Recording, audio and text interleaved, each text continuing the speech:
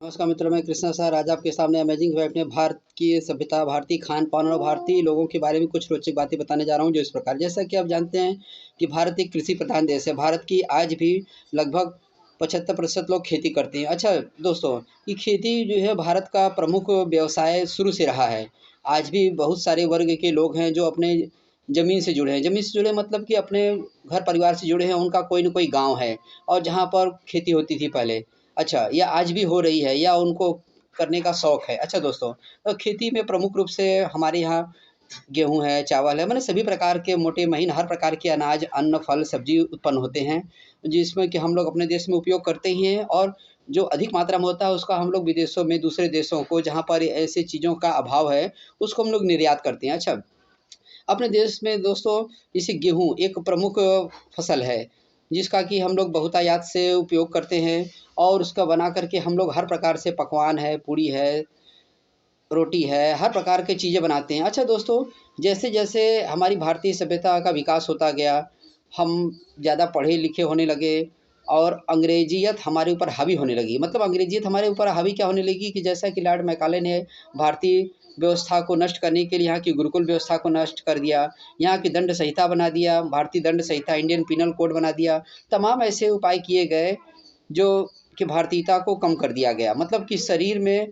तो हम भारतीय थे लेकिन दिमाग से अंग्रेज हो गए। अच्छा, तो ऐसा करने का क्या कारण था? ऐसा करने का यही कारण था क्योंकि जब अंग्रेज़ों ने यहाँ पर शासन करना शुरू किया, तो लोगों को लगा कि यहाँ पर तो बहुत स चीज़ों का विशाल भंडार है। चाहे वो भोज्य पदार्थ हो, चाहे वो खाद्य सामग्री हो, चाहे वो उनका ज्ञान हो। भारतीय मनीषी शुरू-शुरू से ही हर चीज़ों का ज्ञान विस्तार करते गए हैं, बताते गए हैं। अच्छा, अपने देश में क्या है कि गेहूँ हमारी प्रमुख फसल है जिसमें कि उत्तर प्रदेश, बिहार और अन्य राज्यों में भी उत्पन्न होता है। अच्छा, गेहूँ की हम लोग रोटी बनाते हैं, पूड़ी बनाते हैं, पराठा बनाते हैं, तमाम प्रकार के व्यंजन बनाते हैं और गेहूँ के बने उत्पाद से ही आपका मैदा, अरारोट, सूजी तरह-तरह की चीज़ें बनती हैं। अच्छा, अब हम बात करते हैं विदेशों की। अच्छा, विदेशों में क्या है कि जैसे कि आपका इंग्लैंड है, यूरोप का जो एक देश माना जाता है। अच्छा, इंग्लैंड एक छोटा-सा देश है जो वहाँ पर भी गेहूँ होता है, लेकिन वो खेती बहुत कम करते हैं। वो लोग क्या करते हैं, बिज़नेस ज़्यादा करते हैं, व्यापार करते हैं। उसी के बल पर ही, उसी के सहारे ही वो लोग भारत में आए और इतने वर्षों तक हम लोग के देश में रहे और हमारी चीज़ों का उपयोग, उपभोग किए और हम लोगों को तरह-तरह से प्रताड़ित भी किए। लेकिन वो तो समय गुज़र गया। लेकिन आज भी हम लोग क्या है कि अपने परिवार में हम लोग क्या है कि अपने मूल चीज़ों को छोड़ते जा रहे हैं। कैसे?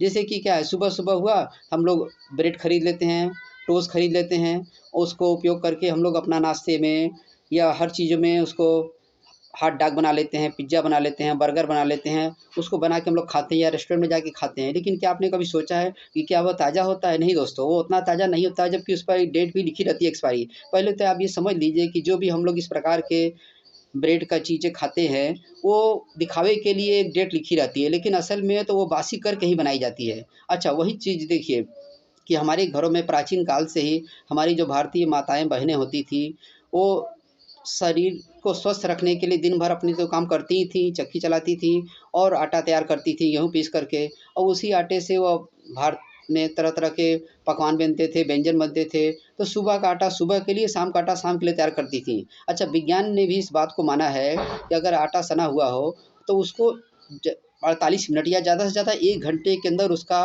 पकवान बना कर के उपयोग कर लेना चाहिए। अच्छा, और नहीं तो उसकी गुणवत्ता कम हो जाती है।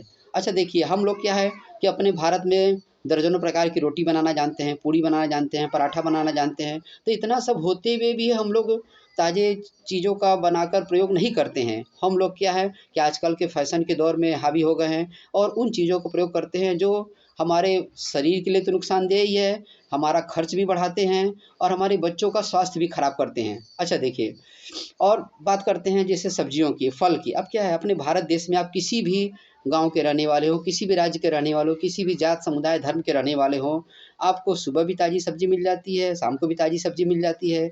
यहाँ तक कि आपके घर में बेचने वाले भी आते हैं और आपके माता, बहन, पिता, परिवार के जो भी सदस्य रहते हैं, संबोधन करके वो पूछ लेते हैं, "माताजी कुछ सब्ज़ी चाहिए? बहिनी कुछ फल चाहिए?" और इस बहाने वो घर का हाल-चाल भी ले लेते हैं और आपके साथ एक आत्मीय संबंध बना लेते हैं।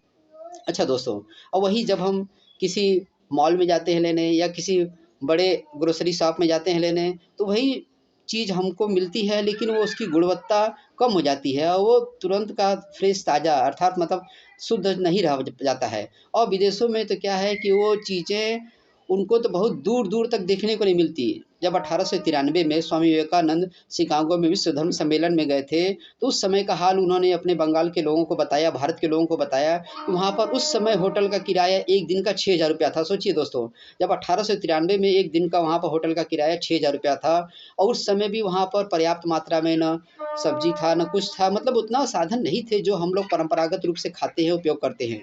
अच्छा, उन्होंने अपने विद्वता, अपने ज्ञान, अपना भारतीय संस्कृति के बल पर अपने प्रभाव से या कहिए कि सम्मानजनक व्यवहार से वह अमेरिका में 4 सालों तक रहे, वो भी मुफ़्त में। उनका कोई वहाँ सगा-संबंधी नहीं था। तो अपने ज्ञान, सभ्यता, संस्कृति से रहा। तो कहने का मतलब दोस्तों मेरा ये है कि हमारी जो भारतीय सभ्यता है, संस्कृति है, वो हमें सिर्फ़ शिक्षित ही नहीं करती है, हमें संस्कारी बनाती है। तो हमें अपने संस्कार को बनाए रखना है, हमें अपने शिक्षा को बनाए रखना है, हमें अपने आत्मीय संबंध को बनाए रखना है। अगर आप जिस भी कार्य क्षेत्र में हो, हम नहीं कहते हैं कि आप पढ़ लिख करके कोई महान काम करिए।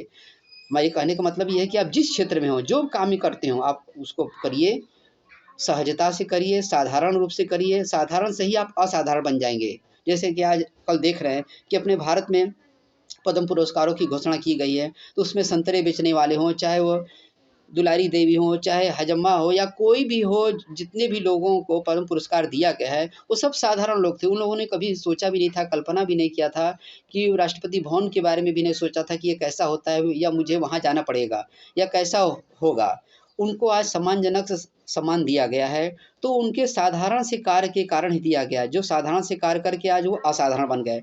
तो कुल मिला के कहने का मतलब दोस्तों मेरी ये है कि आप जिस भी क्षेत्र में हो, जो भी कार्य कर रहे हो, अपने कार्य के प्रति लगन रखिए, अपनी भारतीय सभ्यता संस्कृति को बचाए रखिए और अपने काम के प्रति निष्ठा ही आपको एक दिन असाधारण बना देगी और आप शिखर तक पहुँच जाएँगे। ऐसे शिखर तक पहुँच जाएँगे जहाँ से आपको गर्व महसूस होगा, आपको भी गर्व महसूस होगा और आपके भारतीय समाज, सभ्यता, संस्कृति पर भी गर्व होगा। नमस्कार दोस्तों।